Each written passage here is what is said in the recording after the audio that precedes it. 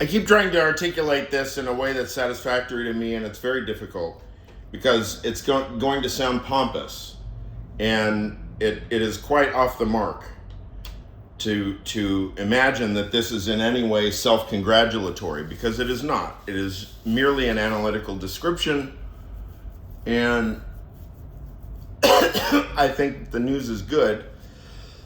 The news is primarily good for me, however. Now,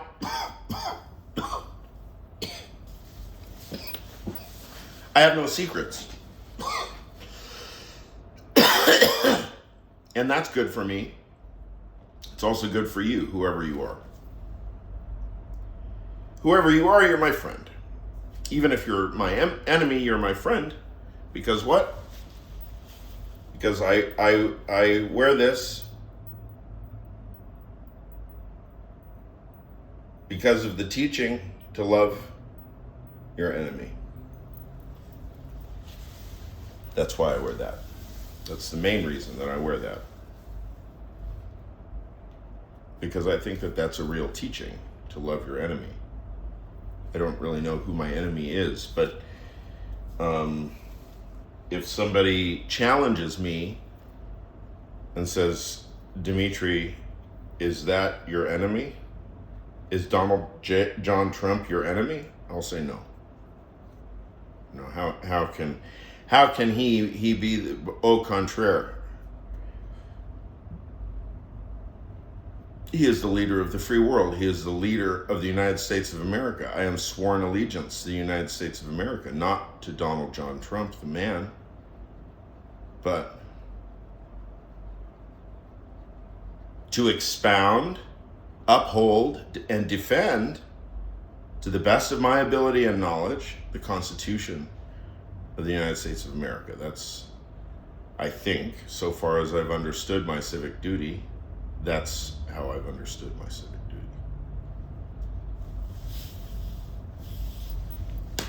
Now, why listen to me?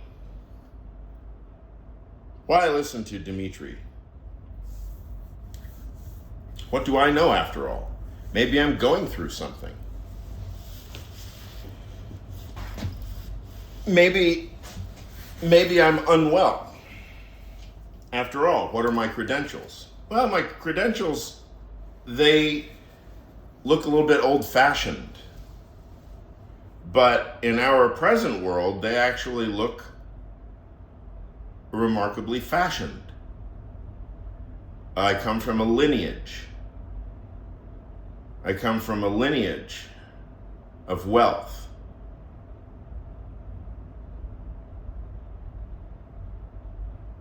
I suppose that's the primary subject of interest, is that I'm economically, financially, and politically, culturally quite well connected. Indeed. I know literally thousands of people. I don't mean in my Rolodex or in my black book or whatever, my contacts list. No, I mean by experience, by my mind. I mean, I know just philosophers alone, I probably know several thousand.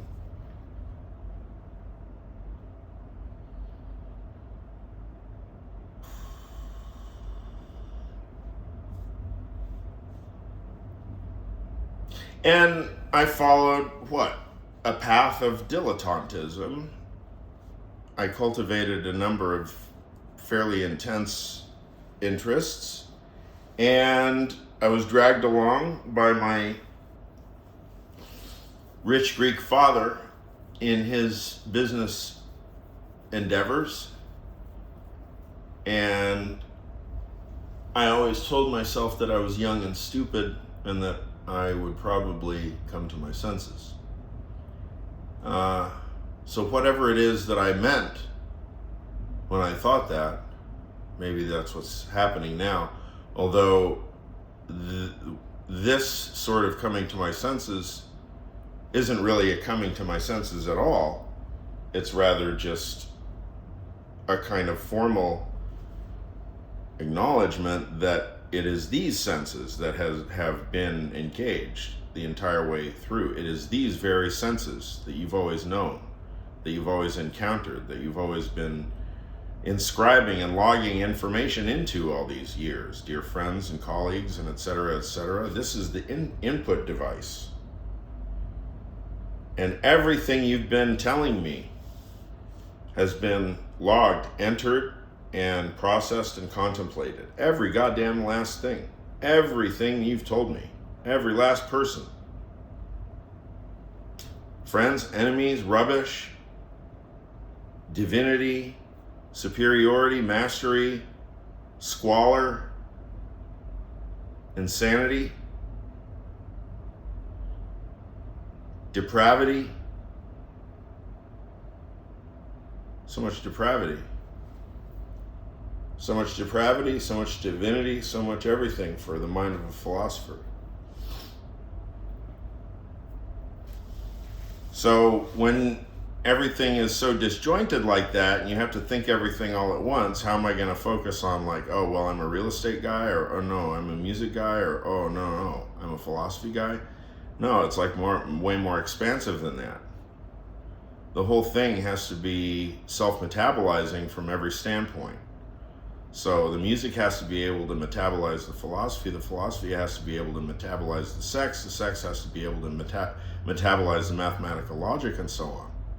It's all 100% unity. No remainder. Right, Slavoj? No remainder.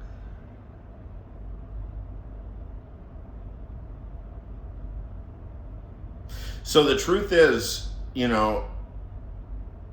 it may look from a standpoint right now like I might know more than some given individual, but I don't think that I know any more or less than anybody. I think that the difference probably right now is that because of the fact that I'm pretty obsessive and pretty unrelenting philosopher, I guess there's just a natural process by which completely random ass things start hanging together systematically. And it really is powerful. The random ass things just have to be whatever it is that you're really into. As long as you're really into it, it could be anything. Formula One, underwater basket weaving, John Maynard Keynes, Empedocles,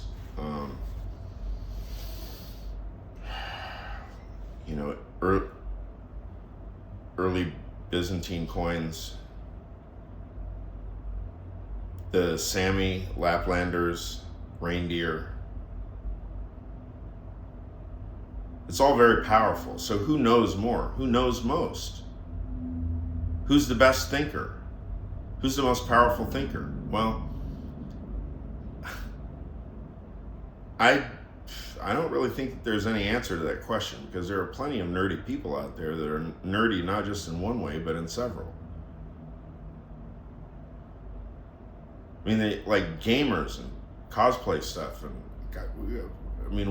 whatever y'all are into. I mean, that's like really sophisticated ontologically. It's very sophisticated. It's very dense information, in other words, right?